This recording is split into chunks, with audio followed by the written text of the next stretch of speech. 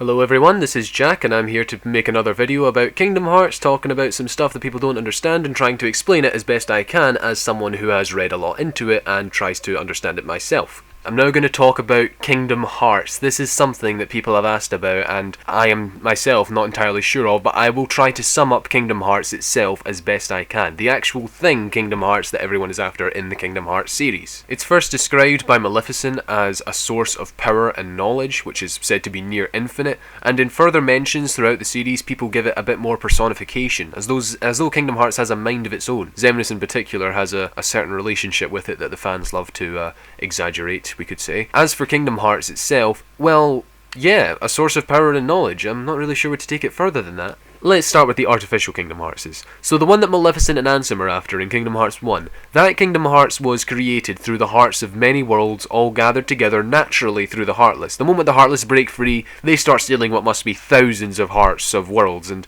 they come together at the end of the world, which isn't a real world, it's just where all the hearts got gathered together, and Goofy kind of speculates that must be where all the Heartless, the pieces of the world stolen by the Heartless end up. So this is where the Kingdom Hearts is. We know that this Kingdom Hearts has the door to darkness, and apparently within that is the power of Kingdom Hearts, behind that door, possibly. That's assuming from what Ansem says that seems to be the case. They're not very specific in this game. However, this happens, and Sora and the gang, they have to stop it, which they do, because Sora reckons the Kingdom Hearts, even if it's behind the door to darkness, even if it's the source of all darkness, he knows that deep down there is a light that never goes out. He calls out to that light, and it destroys Ansem, as we all see in the awesome Kingdom Hearts' light sequence. In order to get to this Kingdom Hearts, they needed to get the 7 princesses together and unlock the door, which we saw in Hollow Bastion. And once they found this door, I'm assuming this room you have in Hollow Bastion, where the big fight takes place, where the keyhole is, I'm assuming that was created by either Xehanort's apprentices and all that, or Maleficent, in order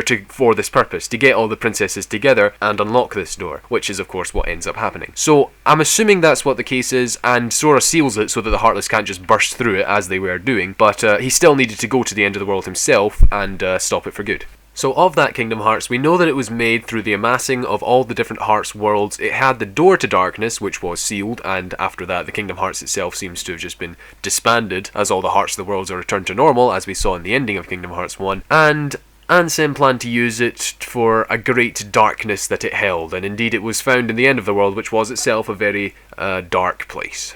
Alright, now let's talk about the Kingdom Hearts that Xemnas loves. Made. The Kingdom Hearts that Xemnas made was made of people's hearts, not world hearts. But do you notice a pattern here? Gather a bunch of hearts together and Kingdom Hearts pops up? Yeah, interesting. Still, it took thousands of hearts to make, and they were made through the Heartless. You know, whenever a Heartless was defeated, the heart would float up and then Xemnas would pop it into his Kingdom Hearts and add it to the collection. However, this only worked with the Hearts that were released from the Heartless once they were defeated by the Keyblade. Only Heartless defeated by the Keyblade.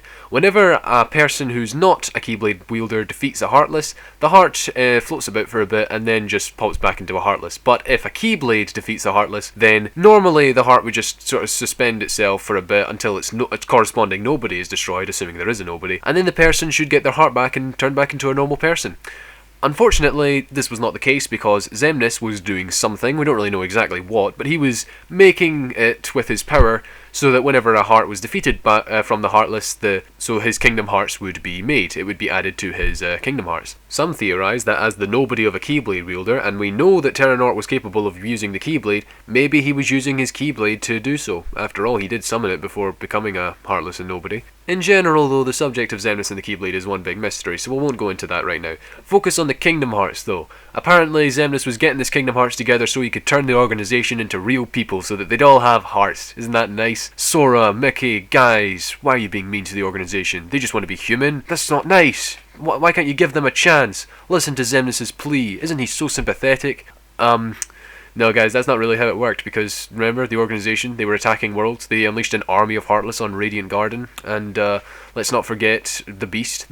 It's possible that the Beast is not the only person that they've turned into a Heartless, or tried to turn into a Heartless rather, so that they could get a powerful nobody on their side and or have more ammunition for Sora to get Kingdom Hearts. These guys are not pleasant.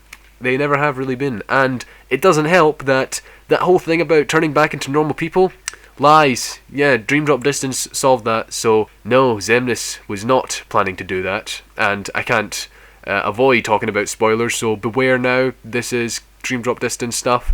When Xemnas completed his Kingdom Hearts, he was going to use its power to fill all the organization members with the same heart and mind. He was going to turn them all into versions of Xehanort for the purposes of creating the Keyblade. It had nothing to do, he did not care about the nobodies and their will to become human. In fact, if they wanted to become human, they only had to go out and live lives like human lives. They only had to seek their own hearts and they would find them. Alternatively, they could die, and then if their Heartless was defeated, which, let's face it, by now they probably have been, they would turn back to normal, which is what eventually happened. But getting back to the Kingdom Hearts itself, would it have had the power to give the nobodies a heart? Would it have been able to make the nobodies whole? Maybe. It certainly did have power over hearts. That could have been one of the things it could have done. But it does come at the expense of everybody who lost their hearts to that Kingdom Hearts, which was later freed by Sora and the gang. But one way or the other, that Kingdom Hearts was going to be used by Xemnas for a different purpose. We know it had sort of powers like that though, and we know how it was made and what Xemnas intended to use it for.